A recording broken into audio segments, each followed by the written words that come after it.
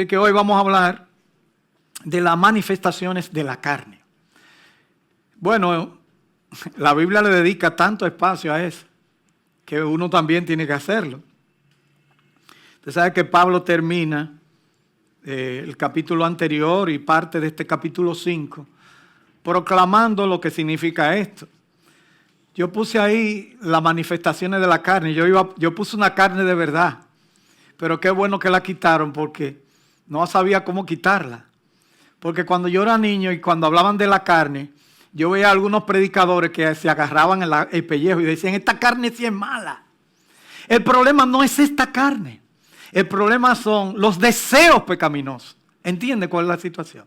No es esto lo que es malo, como decían los gnósticos, que lo material es malo, que el cuerpo es malo, que lo que importa es lo espiritual.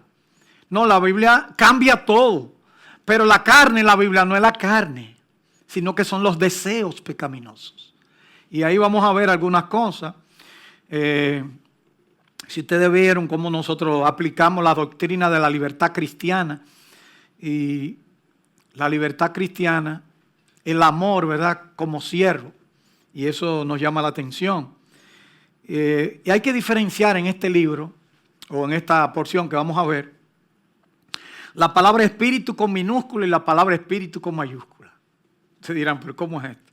Mire, por ejemplo, en el versículo 16 está en mayúscula, dice, andad en el Espíritu Santo, en la vida espiritual, y no satisfagáis los deseos de la carne. Entonces dice, porque el deseo de la carne es contra el espíritu.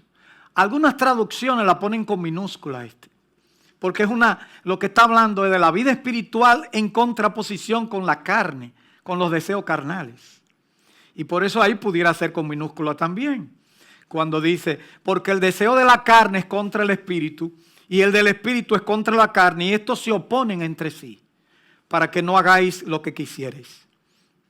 Entonces en el 18 con mayúscula va.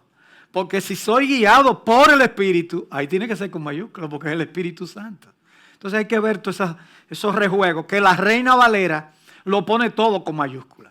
Pero que otras traducciones hacen la diferenciación entre lo que es la carne en contraposición con lo espiritual o con el Espíritu en sentido general.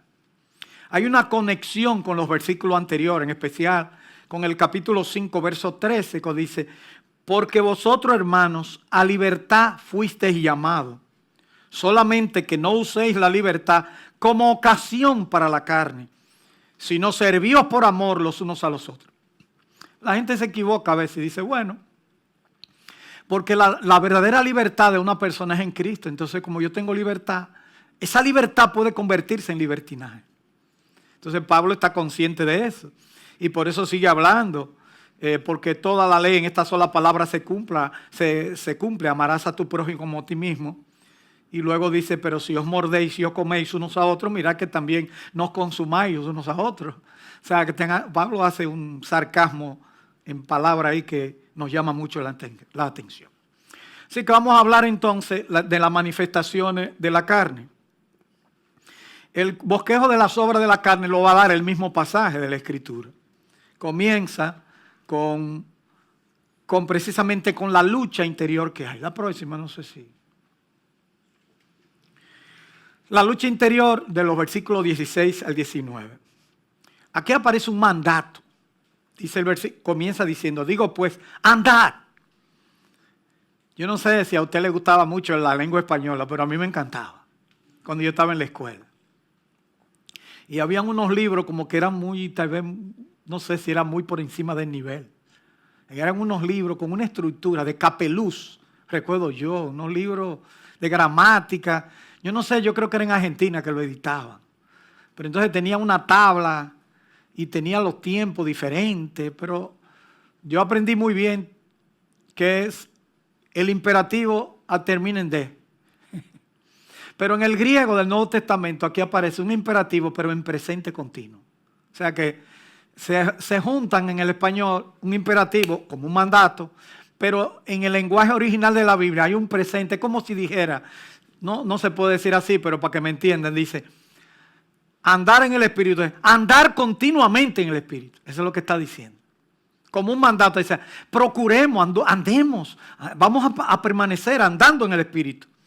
Y luego dice, con una negatividad dentro del imperativo, dice, y no satisfagáis los deseos de la carne. Bueno, ya nosotros sabemos que cuando llegamos a los pies de Cristo, recibimos una nueva naturaleza, que se llama la naturaleza del Espíritu o la naturaleza cristiana. Entonces, el cristiano tiene doble naturaleza. Una naturaleza que viene de Dios y una naturaleza caída, que nacimos con ella y que el pecado, por medio de Adán que entró, nos mantiene. Pero entonces el cristiano va a tener una lucha tremenda. ¿Por qué? Porque hay una naturaleza que se va a oponer a la que usted recibe de Dios.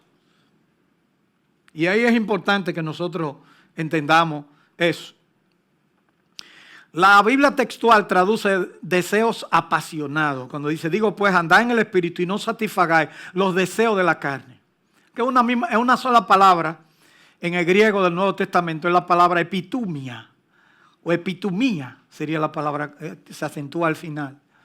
Y la idea es como un deseo intenso. En el griego clásico era una palabra neutra. Neutra quiere decir que se podía usar usted podía tener un buen deseo profundo. Yo puedo tener hacia mi mujer un deseo, epitumia, un deseo. Pero aquí Pablo no lo está usando en el sentido neutro ni en el sentido positivo, sino que en este pasaje se está utilizando en sentido negativo, malo. O sea, aquí la palabra deseo, la Biblia textual que yo tengo, lo traduce como en un sentido diferente. Dice, por ejemplo, deseo apasionado de la carne. Mientras que la Reina Valera lo traduce, los deseos de la carne. Miren ustedes, cuando es una sola palabra, y para que el sentido llegue bien, los traductores a veces tienen que hacer malabares. Porque casi siempre parece esa palabra en su uso normal, porque ustedes saben que los que estudian la Biblia o estudian cómo se usaban las palabras entre los griegos, cómo usaba Platón una palabra, y eso entonces lo traen al estudio de la Biblia, cómo usaban en el Nuevo Testamento, y eso enriquece el estudio de la palabra de Dios. Pero, sabiendo ya que es un mandato, sabiendo nosotros que tenemos dos naturalezas, una naturaleza humana y una naturaleza divina, vamos a tener un conflicto tremendo en nuestro interior. Ahora, el que no tiene este conflicto, no tiene la naturaleza espiritual. Si usted no siente esa lucha cuando usted ve el pecado a la puerta, usted tiene que revisarse. Y por eso Pablo está hablando aquí a creyentes. Y luego aclara el asunto, lo amplía más fuertemente, dice, porque el deseo de la carne es contra el espíritu y el del espíritu es contra la carne. O sea, son antagónicos, son dos naturalezas contrarias.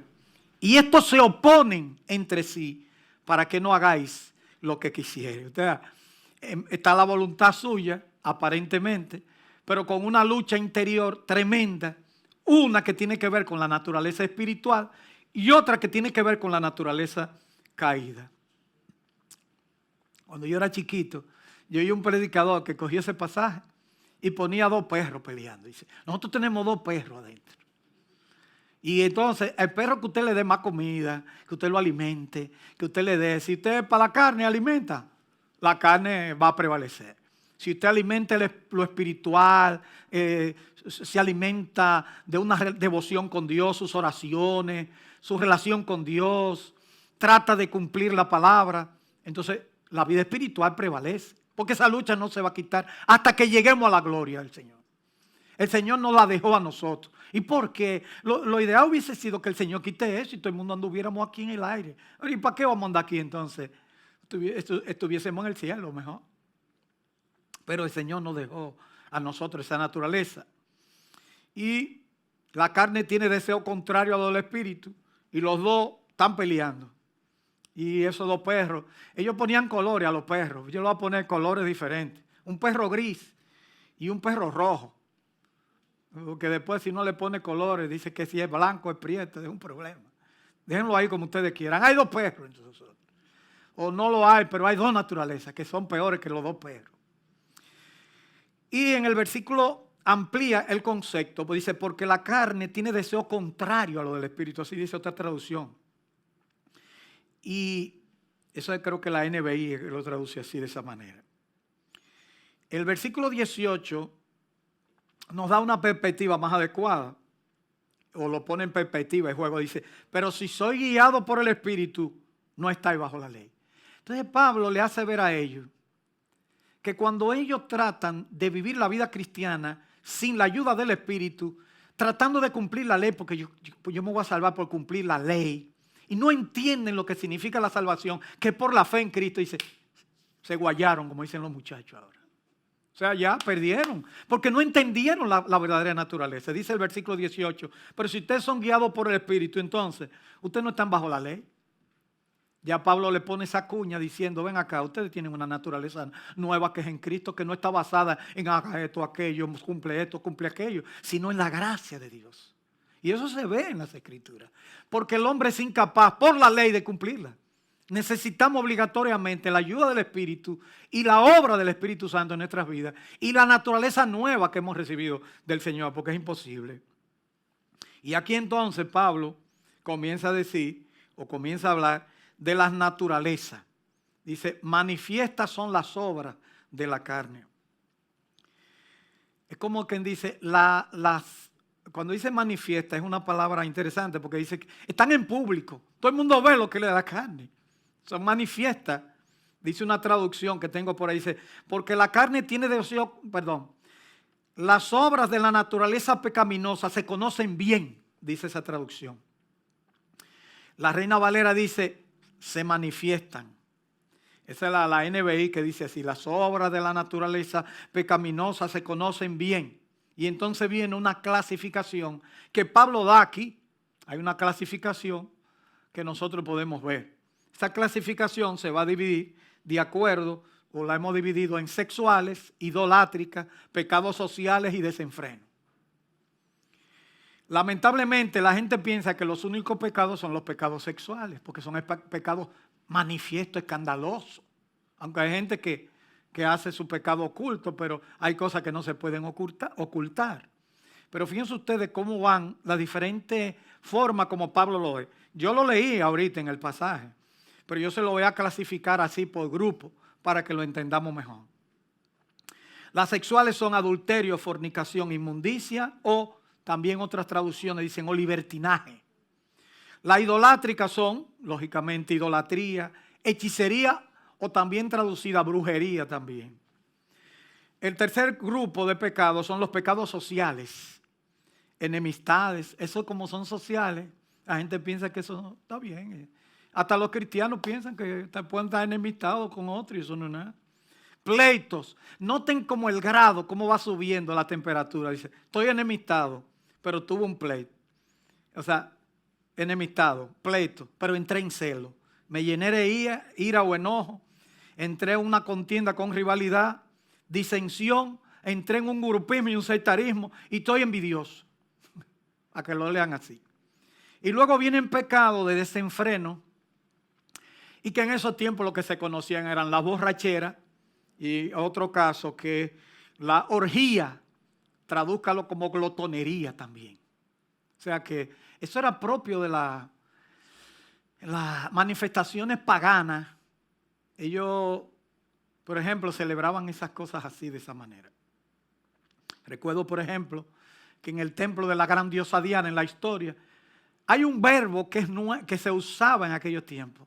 Corintiar, por Corintios. Corintiar significaba entrar en cualquier desenfreno, en cualquier tipo de pecado. La religiosidad la asociaban a la sexualidad. Habían 1000 prostitutas dedicadas al servicio de Diana de los Efesios. Gratis. Entonces, que pasaba por Corintio, en la zona por ahí, ya ustedes saben. Y era una zona de barcos y mercantil, y eso era un desenfreno tremendo. Bueno, pero ellos pensaban que era una manifestación divina. Hay una aclaración que hay que hacer de la carne. Cuando dice las obras de la carne, la palabra obra es como que la carne trabaja, porque la palabra obra, que es una palabra erga, que significa como que genera cosas, que hace que en acción. La carne trabaja para llevarla a cabo, como aparece en Romanos capítulo 6 y versículo 23, un pasaje que se parece mucho, que se lo voy a leer, aunque sea aquí y que ustedes conocen. Dice, porque la paga del pecado es muerte, pero la dádiva de Dios es vida eterna en Cristo Jesús, Señor nuestro. Entonces, el pecado genera muerte. El pecado es un problema en todas sus manifestaciones. Miren cómo dice, manifiestas son las obras. Entonces, manifestar aquí significa, es una palabra que significa como estar a la vista de todo, que la gente vea. Y dice más cosas, dice, y manifiestas son las obras de la carne, que son, y ahí aparece, creo que son unas 15, que uno puede contar ahí, 3 grupos de 5 en total. Pero Pablo hace un comentario como medio relevante o curioso, y dice al final, por ejemplo, y cosa semejante a esta. Creo que lo dice por ahí, versículo 21, envidia, homicidio, borrachera, orgía, y cosas semejantes a esta. Como que dice, si me falta alguno, agréguesela, que hay más todavía.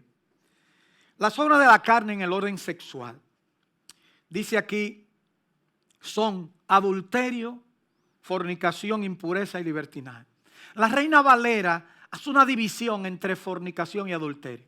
En los manuscritos más relevantes solamente aparece la palabra fornicación. Lo que pasa es que la palabra fornicación es una palabra amplia, es una palabra abarcativa. La palabra fornicación incluye adulterio. Adulterio pudiera técnicamente significar tener relaciones sexuales fuera del matrimonio. O sea, usted está casado y tiene relaciones con otro, es un adulterio. Pero fornicación es una palabra más amplia, porque la palabra fornicación abarca, es una palabra donde viene la palabra porno, pornografía, porque la palabra griega es porneia. De manera que muchas traducciones, la Reina Valera 77, la Reina Valera actualizada, y otras traducciones, en vez de traducir fornicación, ahí dice inmoralidad en el orden sexual. Porque incluye también sodomía, incluye también homosexualismo, incluye lesbianismo, todo lo incluye ahí. Aunque homo o lesbio o de un lado o de otro, lo mismo, ¿verdad? La verdad es que aquí los pecados sexuales son, todo el mundo lo conoce, todo el mundo sabe de ellos. Impureza, fíjense ustedes cómo también dice aquí, fornicación, inmundicia o impureza y lascivia. O sea que uno pudiera traducirlo de la manera, sexo fuera de matrimonio, homosexualismo, bestialidad, incesto y prostitución.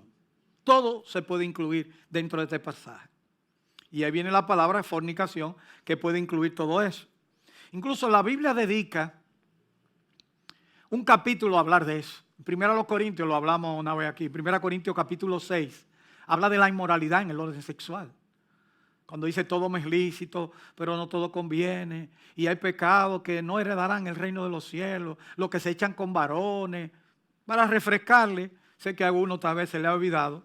Busquemos en 1 Corintios, capítulo 6. Que se nota que muchos creyentes vinieron de ese contexto.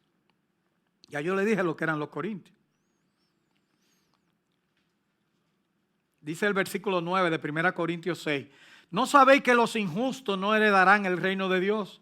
No es rey, ni los fornicarios, ni los idólatras, ni los adúlteros, ni los afeminados, ni los que se echan con varones. Miren ustedes la Biblia, qué lenguaje usa. Eso se escribió en el año 50 y pico de la era cristiana. Imagínense usted, y ha estado ahí siempre. O sea, los afeminados. Ahí la idea de lo que hacen el papel de mujer en la relación. Creo que al senocoitai es la palabra. Y lo que se echan con varones. Entonces imagínense ustedes. Y sigue diciendo, ni los ladrones, ni los avaros, ni los borrachos, ni los maldicientes, ni los estafadores heredarán el reino de Dios. Y dice, esto erais algunos, mas ya habéis sido lavados, ya habéis sido santificados, ya habéis sido justificados en el nombre del Señor Jesús y por el Espíritu de nuestro Dios. Eso dice que no hay ex homosexual. Eso es mentira. La Biblia cambia a la persona. Lo había en los tiempos de Corintios y también lo hay hoy en día. Hubo un ministerio muy bueno que se llamaba Éxodo, que se levantó en Estados Unidos. Una señora que era lesbiana se casó con uno que era homosexual. Y entre los dos llegaron a Cristo, se casaron e hicieron un ministerio, pero se lo hicieron cerrar en Estados Unidos. porque ellos estaban ayudando a gente a salir y estaban haciendo un hoyo. Aunque en Latinoamérica hay una contraparte, pero en Estados Unidos tuvieron que cerrarlo. Porque en Estados Unidos, si tú quieres cambiar de sexo, te dan todos los pormenores. Pero si tú dices, no, yo quiero dejar esa vida, no te la quieren dar. No se puede aconsejar porque después se suicida. Sin embargo, el suicidio es igual, porque la gente se desespera también porque está viviendo una situación difícil. Por eso ellos celebran la marcha de orgullo. ¿Sabe por qué? Es para ellos poder tener como una compañía que lo ayude a sobrellevar lo que están llevando, porque es una situación fuera de lo normal.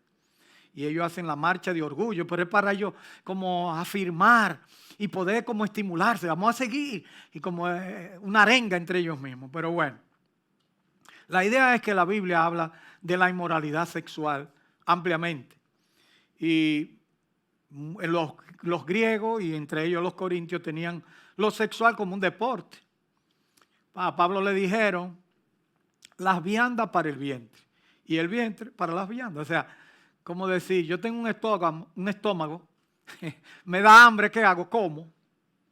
Pues yo tengo la otra cosa y me da apetito, que la uso. Entonces Pablo dice, las viandas para el vientre y el vientre para las viandas, pero tanto el uno como el otro destruirá Dios. Pero el cuerpo no es para la fornicación, sino para el Señor. Y el Señor para el cuerpo. Dice, sí, pero el cuerpo no es tuyo, tú no puedes hacer lo que te da la gana. Tú tienes que cuidar esa parte. Y sigue hablando aquí. Y Dios que levantó al Señor, también a nosotros nos levantará con su poder. Ay, hermano, esto no es fácil. Dice, con el poder de Dios se puede todo. Yo no estoy diciendo que no van a ser tentados, pero usted sabe que usted tiene que confiar en la obra que el Señor ha hecho. No importa si es hombre o mujer, todos estamos siendo tentados en el día de hoy.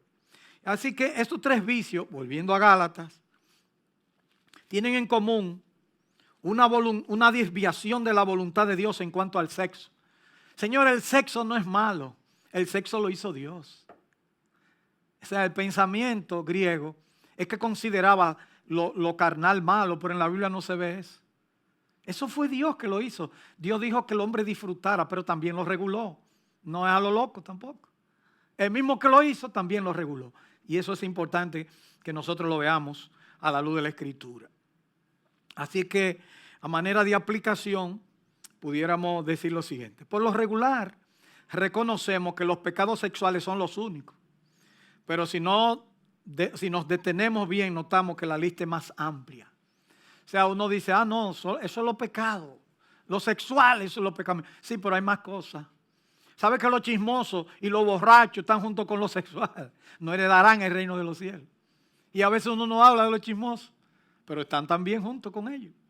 Y es importante que nosotros lo veamos. Cuando se convierte en vicio, es característico de una persona que no ha nacido de nuevo. Una persona que tiene esto como un vicio ya, que no tiene, que vive en esto, tiene que revisarse. El vicio se forma por el hábito del pecado. Si tú eres cristiano, no tienes esta batalla, si no tienes esta batalla, debes preguntarte. O sea, si tú no tienes batalla cuando eres tentado, si no te sientes incómodo cuando dices, no, espérate, eso no es así. Si tú no tienes esa lucha interior, tienes que preguntarte lo siguiente. ¿Qué evidencia de esta lucha has visto en tu vida cristiana? ¿No tienes lucha cuando tienes una tentación en ese sentido? ¿Cómo tú la has enfrentado? ¿Cómo le has enfrentado? ¿Cómo te ha enfrentado a esa situación? Otra pregunta. ¿Cómo podrías salir vencedor conforme a las exhortaciones de Pablo en este pasaje? Lo que se nota, hay una lucha y tú tienes que alimentar los espíritus por encima de la carne. Y como se nota, incluso cuando termina de hablar de cada uno de estos pecados, dice lo siguiente, al final, 21, envidia, homicida, borracho, y cosas semejantes a estas, acerca de las cuales vamos honestos, como ya los he dicho antes, que lo que practican, esa palabra es la clave, el practicar. No es que usted no peque un día, un cristiano puede pecar. Lo que estamos diciendo es que lo convierte en un hábito, entonces ya tiene que revisarse. Esa es la idea. Ahí viene una segunda línea de pecado idolátrico. Ahí está la idolatría, lógicamente. No solo se refiere a la adoración de imágenes, porque la gente dice, no, yo no me inclino a imágenes, sino que a toda práctica pecaminosa en conexión con este tipo de culto. Por ejemplo, en el Nuevo Testamento se refiere a comer carne ofrecida a los ídolos. Algunos consideraban que era eso, por conciencia. Si alguien consideraba que eso se ofreció a un ídolo, después la vendían en el mercado y dice, no, esa se la ofrecieron a un ídolo, pues no me la como. Pero si usted se la come, dice Pablo, no pasa nada. Pero por la conciencia de otro usted se abstiene. Oigan bien cómo es la cosa. Se refiere aquí también a cambiar la adoración del verdadero Dios que se ha revelado en Cristo Jesús por cualquier otra adoración. Y tener cualquier cosa que te esclavice, incluyendo el internet, la tablet, el celular, dinero, trabajo, entre otros. Todo lo que ocupa el lugar de Dios es idolatría. Oigan lo que le estoy diciendo. Esto es muy serio. Porque alguien dice, no, pues yo no tengo imágenes. Sí, pero tal vez el trabajo tuyo es tu ídolo. O tal vez, qué sé yo, los hijos. Tú tienes que tener cuidado porque eso se puede convertir en un ídolo. Se dice que lo que pudo haber atado a Abraham a este mundo era su hijo Isaac. Para él era tal vez lo más importante. Y Dios, en un sentido espiritual y real, se lo sacó del corazón. Porque dijo, ve y ofrécelo en el monte de Moria. Cualquiera, el hijo que le dio después de la vejez. Y le dice, ve, ofrécelo en sacrificio. Y levantando el cuchillo, el hombre estaba, ¿ya qué voy a hacer? Y el Señor me mandó, ¡sí! Un momento. Y cuando volteó la cara, había una ovejita ahí, trabada en un zarzal. Y dice, mira, coge esta ovejita y ponla ahí. Y eso que el hijo le preguntó en el camino, papá, que yo llevo la leña y el fuego, ¿y dónde está el cordero para el holocausto? ¿Y qué le dijo Abraham? Dios proveerá el cordero para el holocausto, hijo mío. Pero ya eso lo sacó de su corazón. Hay personas que tienen en su corazón muchas cosas. Y el creyente no puede tener otra cosa. La comodidad, lo que sea. No, a veces dicen, yo lo que te necesito es esto y esto. La gente está pensando en muchas cosas hoy. Pero pueden convertirse en un problema para la vida cristiana. Luego aparece hechicería. La palabra griega, oigan bien, es farmakeia, de donde viene la palabra farmacia. Hechicería es preparar medicamentos. En aquellos tiempos la brujería se asociaba a eso. Y la palabra española es farmacia. Aunque básicamente la palabra farmakeia es un término que no lleva implicaciones morales normalmente.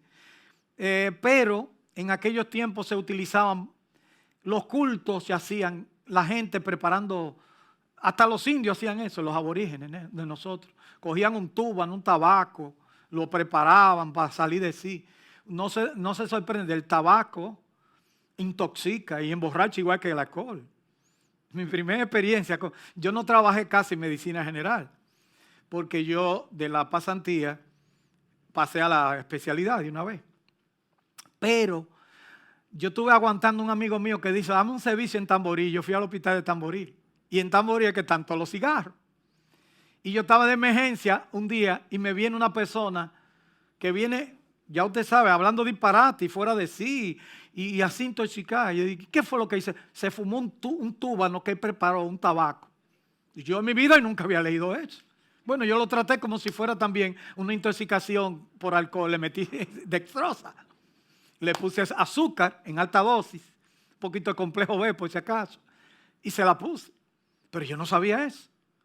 Que el tabaco lo usaban los indios, hacían una ceremonia, todo el que estudió historia dominicana, sabe, precolombina, que en Sudamérica, en los aztecas, y aún hoy preparan pócimas y drogas para ellos salir de ellos. De ahí viene la palabra entonces, hechicería, que era preparar, hacer preparado, que se asociaba casi siempre a dioses o paganos y otras cosas. Y la Biblia lo prohíbe como tal.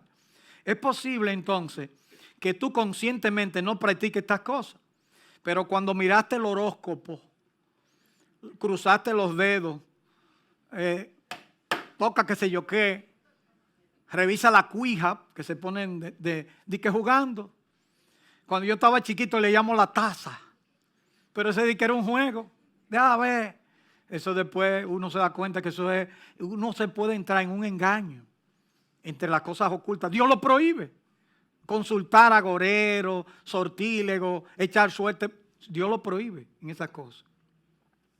Esas prácticas podrían ser boberías, pero son usadas como enganche. ¿Entiende la palabra enganche? Hay personas que comenzó jugando y después va allí y que le den. Este es un mundo lleno de contradicciones. Señores, los apostadores también visitan brujos y cosas para que les digan, porque ellos saben todo. Ellos buscan quién es el mejor equipo, el pitch y todo, y tienen todo preparado. Dice, pero aparte de eso, consulta. Dice, ¿qué mundo es este? Como un mundo raro. En los mundiales siempre hay un pulpo que aparece. Es un pulpo que dice quién es que va a ganar. Ponen los dos equipos. Alemania y qué sé yo. En Alemania. Y dice que si el pulpo se iba para allá, y que se ganaba ese equipo. Son tonterías, pero la gente comienza así, con esos juegos. Así, en la avaricia, la Biblia enseña que es un tipo de idolatría, por cuanto sustituye a Dios. Avaricia, dicen Colosenses 3:5, dice, la cual es idolatría. O sea, fíjense ustedes cómo una cosa se junta con la otra. La idolatría con avaricia. Los pecados sociales es la tercera más larga en la lista y se refiere a la rivalidad de la clase más baja. Yo no sé por qué le dan tanta prominencia, porque vemos aquí cómo se ve. Por eso Pablo dice en el 15, si os mordéis y os coméis unos a otros, mirad que también no os consumáis unos a otros. Si uno se pone a mirar la lista, van en increciendo. La lista comienza con contienda, donde el singular, gramaticalmente hablando, aparece con un sentido de hostilidad. Después sigue riña, traducida como discordia, pleito, contención. Eso hay pasajes de la Biblia. ¿Qué es lo que ocurre cuando, por ejemplo, la gente empieza a tomar partido y cada uno de los partidarios adora fielmente a su héroe? Al final terminan matándose. ¿Sabe que los partidos y los equipos más importantes a veces del mundo eran del mismo equipo antes? En Argentina, los dos partidos rivales, el River Plate y el Boca Juniors, era un solo equipo, era del Boca original. Y se dividió. Y ahora son los equipos más rivales. En Argentina está prohibido que si el Boca está jugando, no puede ir de otro equipo de que haber juego. Tiene que ser lo de Boca solo, porque se armaban unos rebus y unos pleitos que tuvieron que suspender. En Inglaterra duraron un par de años sin jugar, porque era un pleito. Pleito no como aquí, que Licey Águila y se te siente un liceísta al lado y con su cachucha. No, allá no se puede ni siquiera tener algo que identifique con su equipo. Jocabete quería ver a Boca jugando, porque es de Boca allá en Argentina. Y fueron, creo que a Vélez Sarsfield o no sé a dónde fueron, a La Plata. Y fueron, pero no podían tener nada que identificara y no podían vocear a su equipo. Eran como si fuera del otro equipo. No podían. Esas rivalidades egoístas. El PRD parió el PLD. Aquí, oigan eso. Y después el PRM ahora. O el PRD parió varios ahí. Pero son contrarios. Parece mentira. Así que significa rivalidad mientras sigue diciendo, aumentando, hasta que llega a la disensión. Miren ustedes, envidia, homicidio. Primero, enemistades. Luego, pleitos. Luego, celos. Luego, iras. Luego, contienda. Disensiones. Incluso se mete ahí la palabra herejía. Luego, envidia, homicidio, porque se llega hasta el homicidio al final. Lo último en la cadena. Hasta llegan a querer matar al otro. No puede ser, pero eso ocurre.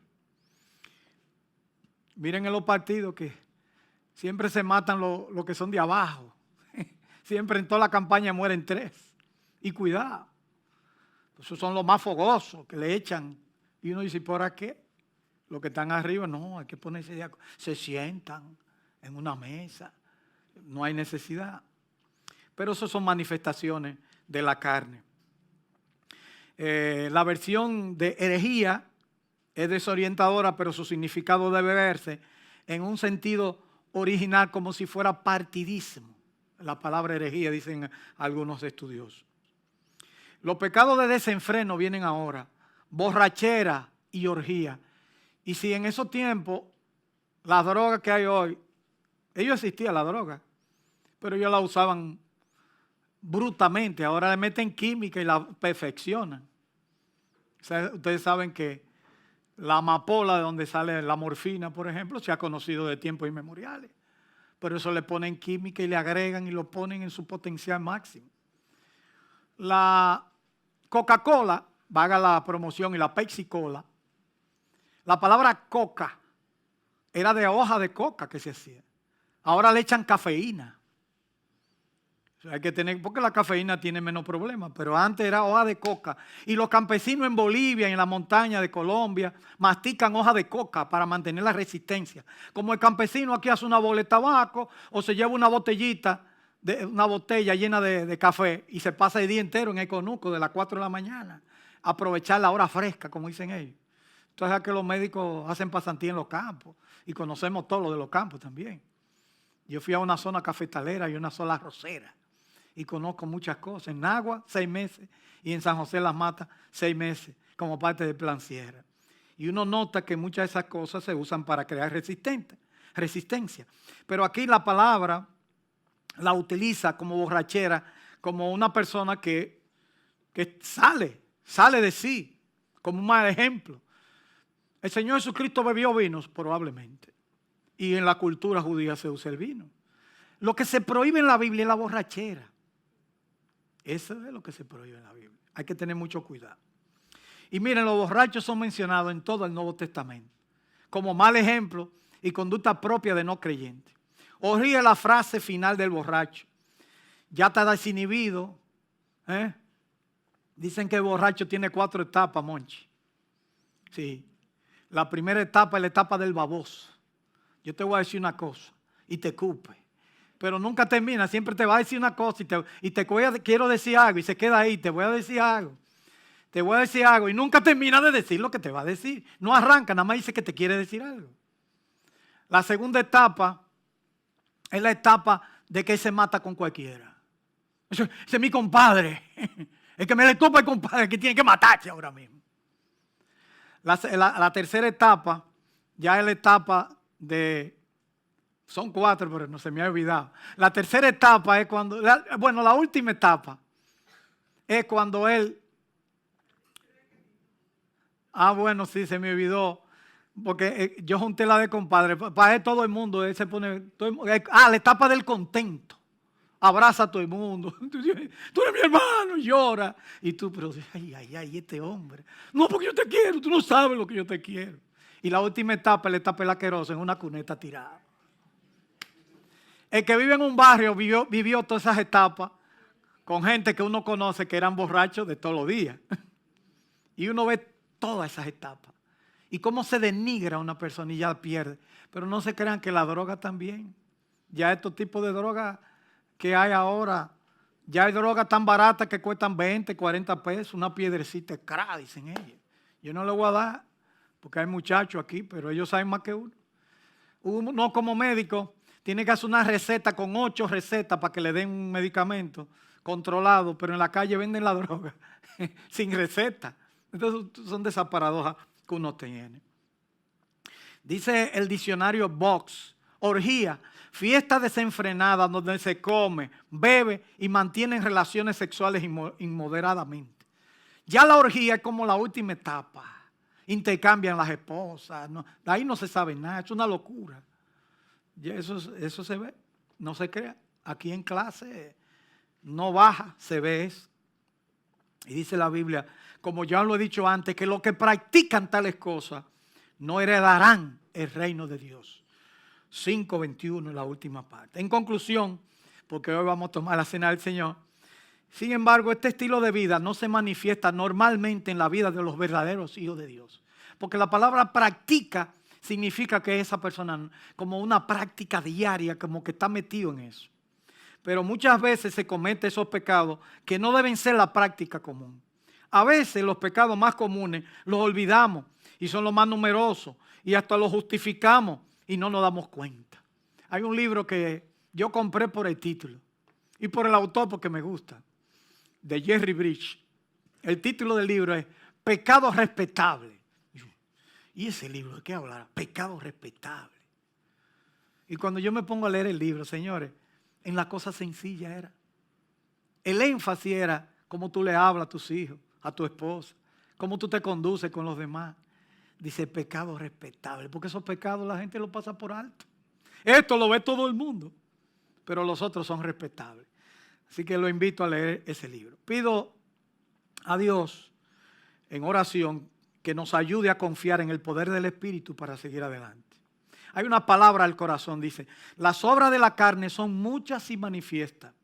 Esos pecados excluirían del cielo a los hombres.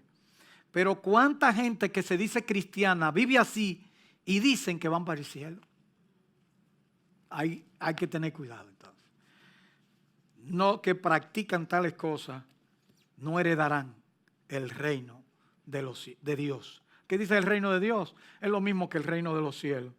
Para una mentalidad judía no le gustaba mencionar el nombre de Dios y por eso ponen en muchos pasajes el reino de los cielos. Que Dios nos ayude, hermano, a que las obras de la carne no se impongan contra el Espíritu, sino que en esa lucha se manifieste la fortaleza de nuestra vida espiritual. Oremos. Señor, gracias por tu palabra. Gracias porque te necesitamos, Señor. Sabemos que la vida cristiana necesita ejercicios espirituales. Necesitamos acercarnos a ti. Necesitamos confiar en ti. No importa cuán grande y encumbrado se siente una persona. Necesita siempre de tu gracia y de tu favor. Ayúdanos, Señor, a que nuestra vida cristiana se manifieste la obra del Espíritu.